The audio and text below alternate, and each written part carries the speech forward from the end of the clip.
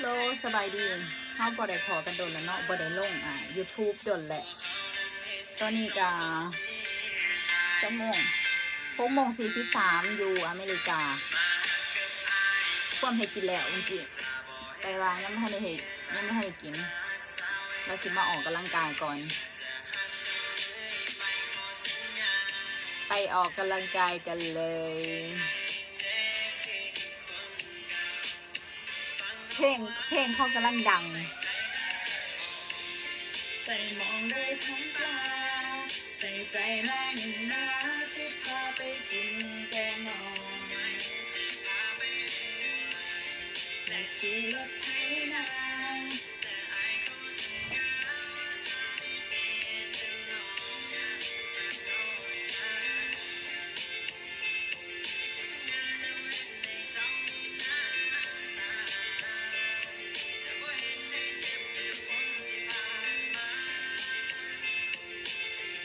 เขาจะมีปัญหาแบบ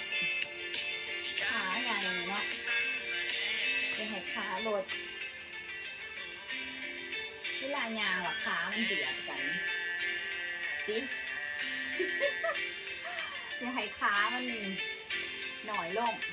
ก็เลยต้องเล่นขาหลายๆ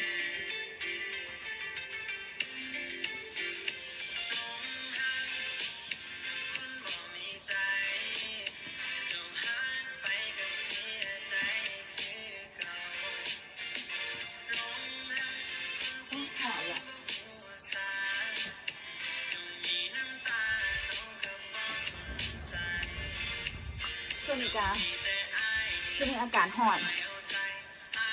มื้อนี้พักเวียกก็เลยอยากออกกำลังกายไปไซส์ก็บ่ได้ไปได้อยู่แต่ว่าอย่างโควิด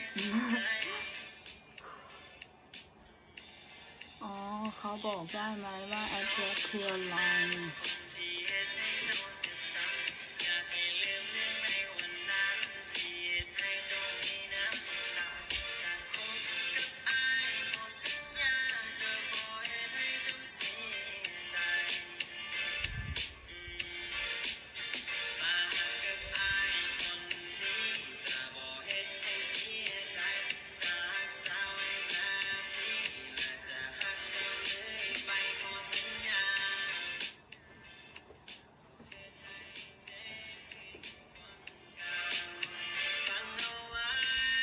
ใส่ใจได้ทั้งมองใส่มองได้ทั้งปลาใส่ใจนายหนึ่งนาสิพาไปกินแกงหน่อไม้สิพาไปเลี้ยงควายและขี่รถไถนา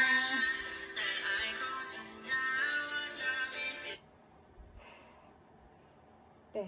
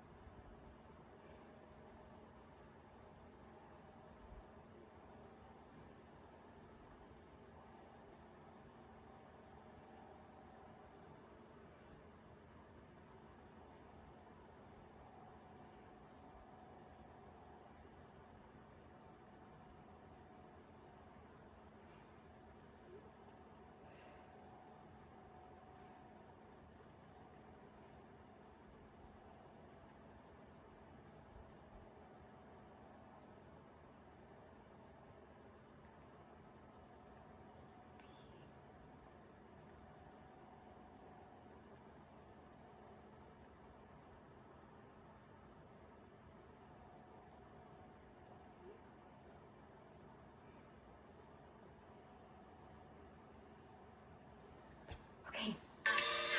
ขอขวดทำกำลังกายต่อ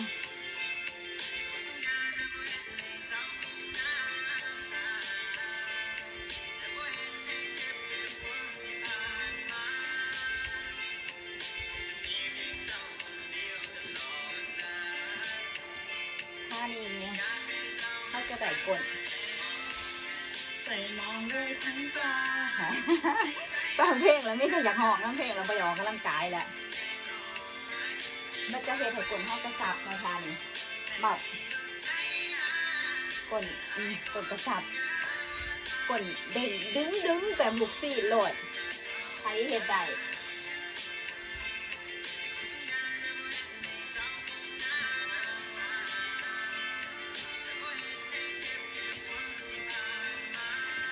9 10 1 2 3 4 5โอเคเซตหนึ่ง15 เทื่อเฮ็ด3 เซตก็ได้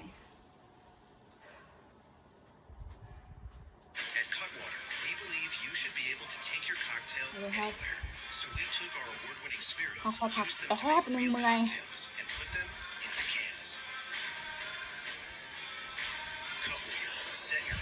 Do you need backup power as part of your emergency plan? During an outage, a backup power source can keep the lights on, help medications stay refrigerated, or power life-saving medical devices. Learn more at safetyactioncenter.pge.com. โอเคเข้ามาต่อกันเลย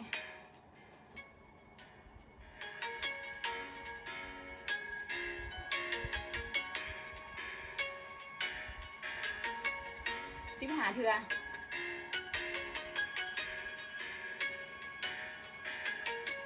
1 2 3 4 5 6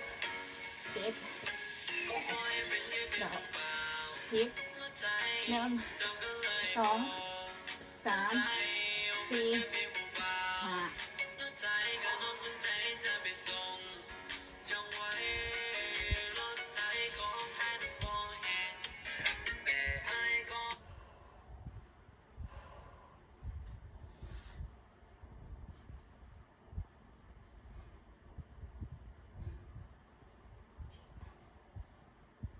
จีบมากคืออะไรจีบ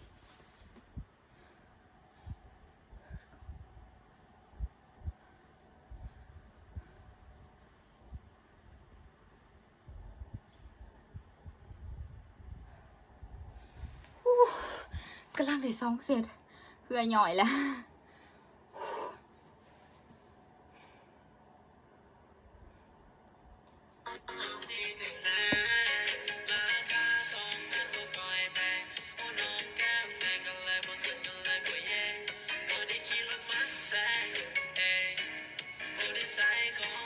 เพลงลาวหันกับมวนเนาะเริ่มมวนแหละฟังเพลงตัวได้ก็คือแบบอิ่มไปเว้ยอู้ฮอดโอเคมาเริ่มต่อเลยอีก15 เทื่อ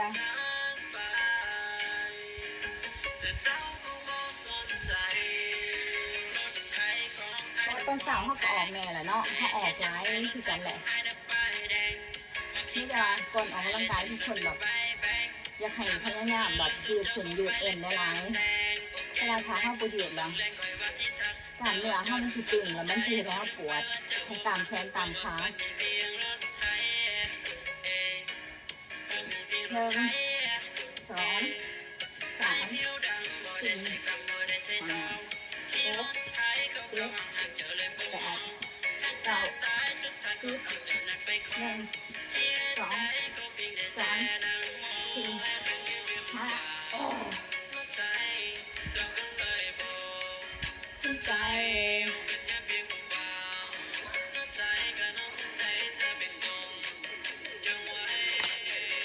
หอด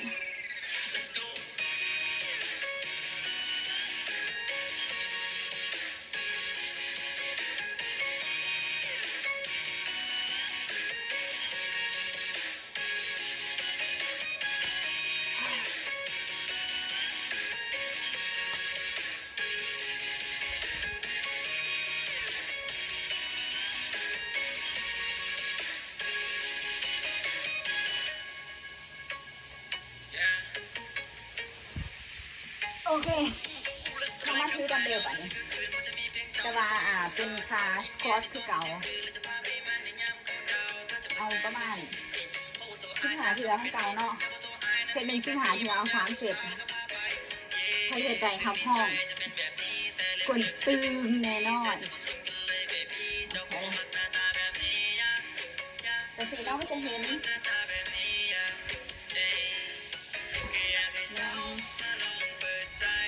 5 6 7 8 9 10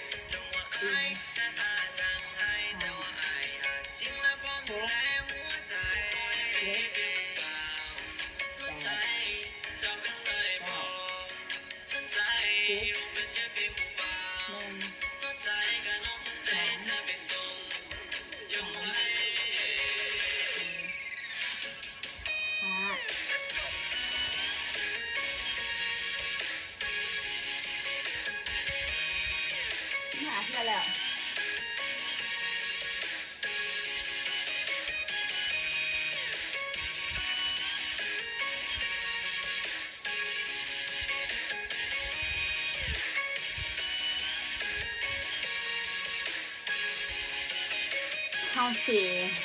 หน้าตาเฮาสิบ่งามอิหยังแต่ยาแต่ว่าสำคัญหุ่นอย่าให้หุ่นพังต้องรักษาหุ่นอยู่แบบนุ่งเครื่องก็ได้กับแต่ว่าให้มันโอเคค่ะนะบ่แม่นว่า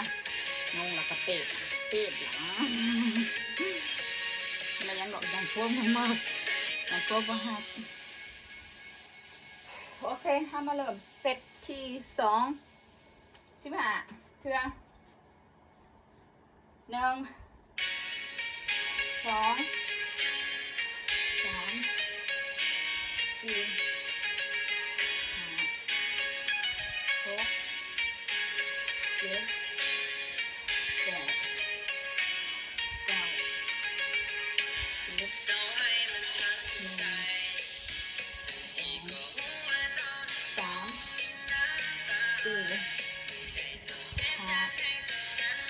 9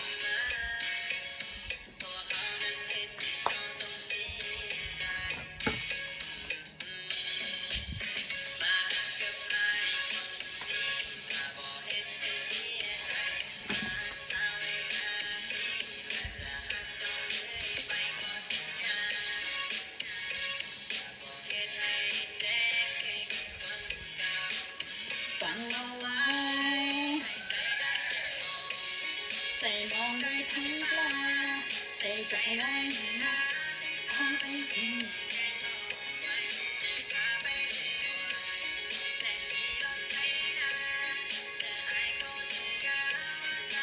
อุ้ยเหือเต็มเลย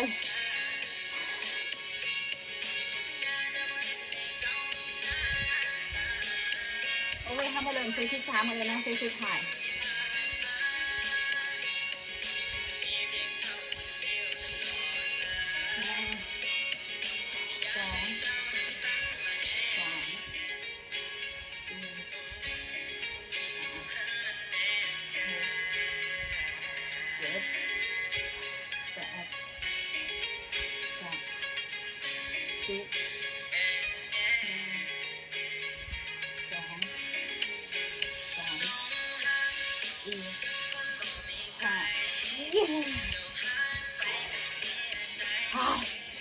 เทสุดท้ายเพื่อแตก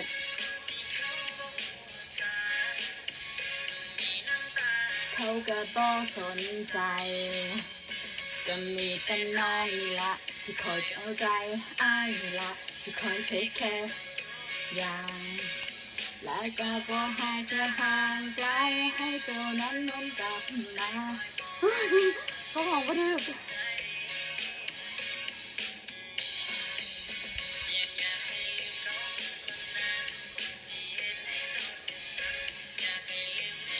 ห้องยังบ่ได้เบิดดอกยังน้อยเดียวโอเคมื้อนี้50 เท่านี้เนาะมีแดมื้อนะเขาจะมาฝากกันอย่าลืมกดไลค์กดแชร์กด Subscribe ให้ในเด้อสบายดี